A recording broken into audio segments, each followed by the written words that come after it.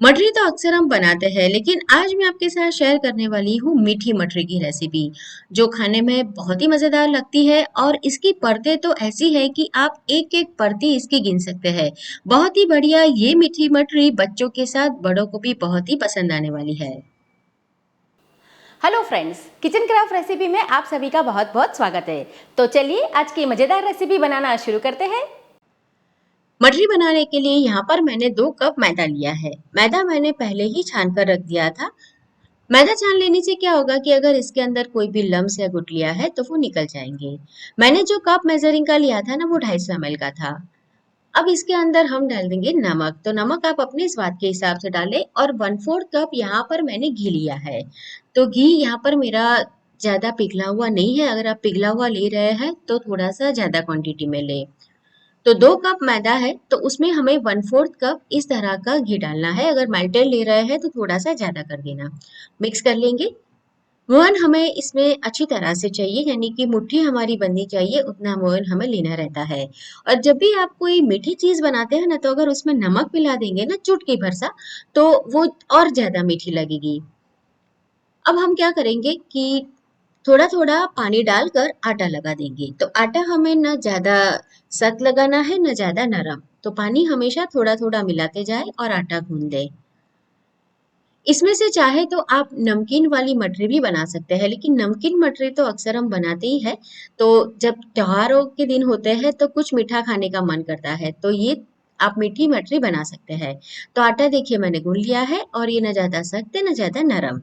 तो आटा गूंदने के बाद आप इसे 3 से 4 मिनट के लिए इस तरह से मल ले, ताकि उसका जो टेक्सचर है ना वो थोड़ा सा स्मूथ हो जाए। अब इसे इस तरह से इकट्ठा कर देंगे और ढककर रख देंगे तकरीबन 15 से 20 मिनट के लिए। तब तक हमारा आटा अच्छे से सेट हो जाएगा। तो ढककर रख देते हैं। और मैंने 1 कप पानी लिया था, तो आधे कप और थोड़ा सा ज्यादा, मतलब कि आधे कप और 2 टेबलस्पून पानी का इस्तेमाल किया है। अब क्या करेंगे, आधा कप यहाँ पर हम कॉर्नफ्लोर ले लेते हैं और उसके अंदर घी डालेंगे, तकरीबन 1/4 कप के करीब। घी थोड़ा सा ज्यादा भी लग सकता है, पहले हम थोड़ा डालकर मिक्स कर लेंगे। हमें एक साटा तैयार करना है, क्योंकि मठरी की जो परतें हैं ना सारी, वो तभी उभर कर आएगी जब हम बीच में इस तरह से लेयरिंग करेंगे, यानी कि साटा लगाएंगे। तो यहाँ पर आप कॉर्नफ्लोर के बदले मैदा भी ले सकते हैं या फिर चावल का आटा भी ले सकते हैं, लेकिन कॉर्नफ्लोर से क्या होगा कि हमारी जो मठरी है ना वो बहुत ही मतलब खस्ता बनेगी। तो घी इसमें तकरीबन 1/4 कप के करीब जा सकता है, लेकिन हो सके तो आप पहले थोड़ा डालकर मिक्स कर ले। और इस तरह की कंसिस्टेंसी रहनी चाहिए। 3 से 4 मिनट के लिए आप इसे थोड़ा सा फेंट ले, तो इसका जो कलर है वो भी चेंज हो जाएगा और ये थोड़ा सा फ्लफी भी हो जाएगा। तो जब आप ये साटा मठरी के बीच में लगाएंगे ना, तो बहुत ही बढ़िया उसकी परतें निखर कर आएगी। तो अभी 20 मिनट हो चुके हैं, आटा हमारा सेट हो गया है। जब भी आप मैदा का आटा लगाकर रखते हैं ना, तो उसके ऊपर इस तरह से छोटे छोटे व्हाइट डॉट आपको दिखेंगे। तो यही निशानी है कि आपका आटा परफेक्टली आपने लगाया था। तो एक बार मिक्स करेंगे और फिर इसमें से हम 6 एक समान लोइयां तोड़कर तैयार कर लेंगे, क्योंकि हमें परतें बनानी है। तो आप इवन नंबर में ही इसके लोए बनाए, या तो फिर 2 या फिर 4 या फिर 6। तो यहाँ पर मैंने 6 लोहे तैयार कर लिए हैं, क्योंकि हमें इसे पतला बेलना है। तो अगर आप जैसे बड़ा लोहा रखते हैं ना, तो फिर आपको बहुत बड़ी रोटी बेलनी पड़ेगी। तो मैं यहाँ पर चकले के बदले थाली पे ही ये बेलने वाली हूँ। तो कुछ बड़े नींबू के साइज की लोई हम तैयार कर लेंगे। ये छोटी छोटी बातें हैं, लेकिन अगर ध्यान में ना रखी जाए ना, तो फिर हमें अच्छा रिजल्ट नहीं मिलता है। फिर हमें ऐसा लगता है कि भाई हमने तो पूरा मेजरमेंट लिया था, लेकिन हमें इतना परफेक्ट रिजल्ट क्यों नहीं मिला। तो बस ये छोटी छोटी बातें हैं, टिप्स है, तो आप उसको जरूर ध्यान में रखिएगा। अब आटे को अच्छे से मिला लेंगे, यानी कि उसके ऊपर बिल्कुल भी क्रैक्स ना आए। इस तरह से इसे अंदर की ओर मोड़ते जाएंगे और ऐसा एक लोया तैयार कर लेंगे। और जो बाकी लोहे है उसे हम ढक कर रख देंगे, ताकि ये ज्यादा ड्राई ना हो जाए। अगर ड्राई हो जाते हैं ना, तो फिर बेलते वक्त उसमें क्रैक्स आ जाती है। अगर आपका आटा सही लगा है ना, तो बेलने के लिए आपको कोई भी सूखा आटा लेने की जरूरत नहीं पड़ेगी, या फिर थाली या चकला कुछ भी जो आप ले रहे हैं इस्तेमाल में, उसे चिकना करने की भी जरूरत नहीं पड़ेगी।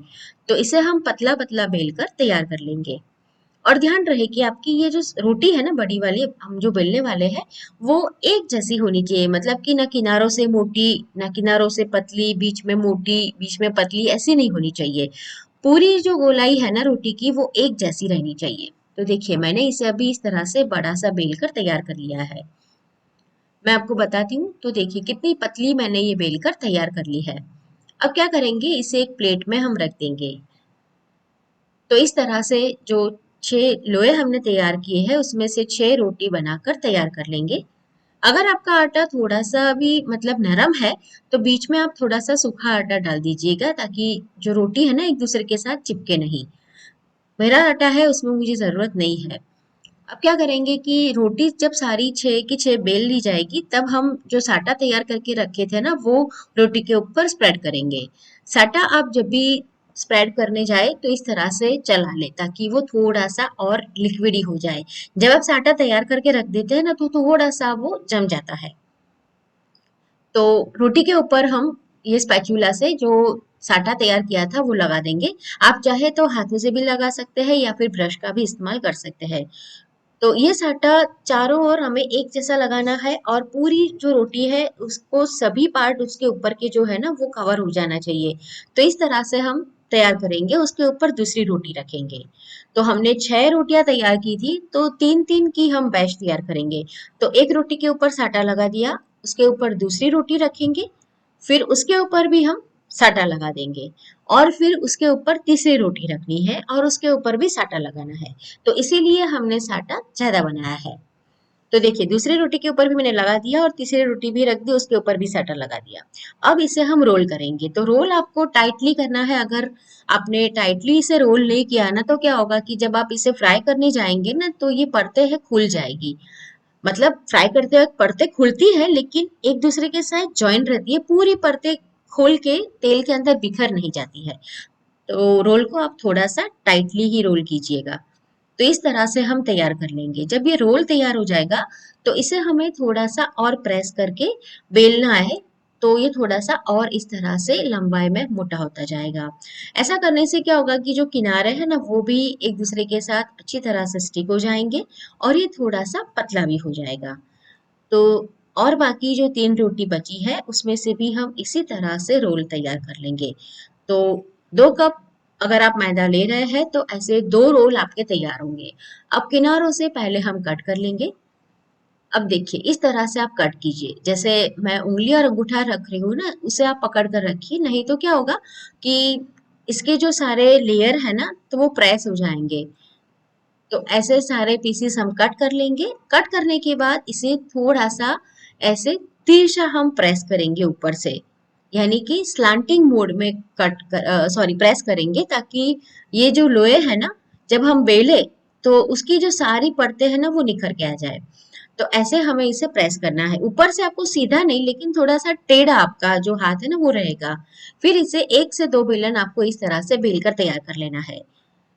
तो आपकी मठरी इस तरह से तैयार हो जाएगी। महाराष्ट्र में ये मठरी हर दिवाली में घर घर पे बनाई जाती है और उसे कुछ अलग नाम से जाना जाता है। अगर आपको पता है तो आप कमेंट करके मुझे जरूर बताइएगा। हम तो भाई इसे मीठी मठरी बोलते हैं लेकिन महाराष्ट्र में इसे अलग नाम से जाना जाता है। तो मैंने सारी रोल करके तैयार कर दी है। अब इसे आती है फ्राई करने की बारी। तो तेल आपका इस तरह से मतलब मीडियम गरम रहना चाहिए, ज्यादा गरम नहीं होना चाहिए। जब आप डालेंगे तो हल्के से बुलबुले आएंगे और मठरी थोड़ी देर के बाद ऊपर आएगी। तो बस इसी समय पर बाकी की मठरी भी हम ऐड कर देंगे और एक साथ बहुत ज्यादा नहीं डालेंगे, क्योंकि इसकी परतें है ना जैसे जैसे फ्राई होती जाएगी थोड़ी सी खुलती जाएगी। तो एक बार में 7 से 8 डालें या फिर आपकी कढ़ाई जितनी है उसके हिसाब से डालें। अगर आप बड़ी कढ़ाई ले रहे हैं तो आप ज्यादा भी डाल सकते हैं। गैस की फ्लेम को हमें स्लो रखना है या फिर स्लो टू मीडियम रख सकते हैं और इसे फ्राई होने में तकरीबन 8 से 10 मिनट का समय लगेगा। जैसे ही ये ऊपर आ जाएगी ना उसके बाद हम इसे थोड़ी देर रहने देंगे और फिर बाद में पलटेंगे। अगर आप तुरंत ही इसे पलटने जाएंगे ना तो टूट जाएगी, बिखर जाएगी। और पलटने के लिए हम इस तरह की चम्मच का इस्तेमाल करेंगे। कोई भी झारा ना ले या स्पैचुला ना ले, नहीं तो ये टूट सकता है। तो चम्मच से ही आप इसे पलट दीजिए। देखिए इसकी परतें अभी खुलनी शुरू हो गई है। और अगर कोई कोई रोल अच्छे से नहीं हुआ होगा ना तो थोड़ा सा वो खुल भी सकता है, तो चिंता ना करें, आप उसे अलग से निकाल दें। इस तरह का जब अच्छा बढ़िया सा गोल्डन कलर आ जाए और ये क्रिस्पी हो जाए तब हम इसे निकालने वाले हैं। देखिए, बनने के बाद ऐसा लगेगा कि जैसा आपने गुलाब का फूल बनाया है। आप उसे गुलाब मटरी भी बोल सकते हैं। तो देखिए, सारी मटरी अभी अच्छे से फ्राई हो गई है, बहुत ही बढ़िया क्रिस्पी है। अब क्या करेंगे कि हम एक बाउल के अंदर निकालेंगे पिसी हुई चीनी। जो घर में हम चीनी को पीस कर तैयार करते हैं ना, वो वाली चीनी लेंगे। और जब ये मठरी आप निकाले तो गरम गरम ही इसके ऊपर हमें पिसी हुई चीनी डाल देनी है। अगर आपको ज्यादा मीठा पसंद है तो आप थोड़ी सी और ज्यादा भी डाल सकते हैं, कम मीठा पसंद है तो आप थोड़ी डालें। और चाहे तो आप जैसे थोड़ी सी चिपचिपी हम चाशनी तैयार करते हैं ना, जैसे गुजिया के लिए, तो ऐसी चाशनी तैयार करके ये सारी मठरी को उसमें डिप करके फिर निकाल सकते हैं। इस तरह से भी बनाई जाती है, लेकिन हमारे यहाँ तो बस ऐसे ही खाते हैं, उसके ऊपर पिसी हुई चीनी डालकर। तो देखिए, गरम गरम होती है तो उसके ऊपर चीनी आसानी से स्टिक हो जाती है। तो एक बार आप इस तरह से ये मीठी मठरी की रेसिपी को जरूर ट्राई करें। और दिवाली में आप और कौन कौन सी रेसिपी देखना चाहते हैं, कमेंट करके जरूर बताएं। तो फिर से मिलते हैं।